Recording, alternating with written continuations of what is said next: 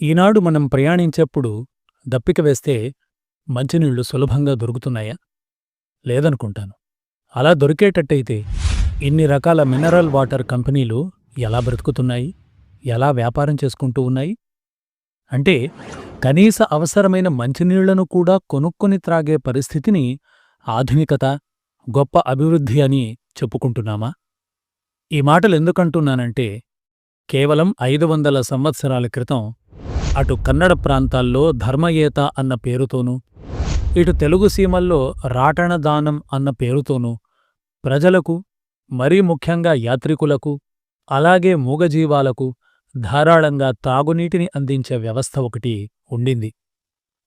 మానవీయమైన ఈ వ్యవస్థ గురించి తెలుసుకోవాలంటే మనం శాసన ప్రపంచంలోకి ప్రయాణించాలి. మరెందుకు ఆలస్యం? పదండి, శాసన ప్రపంచంలోకి ప్రయాణిద్దాం.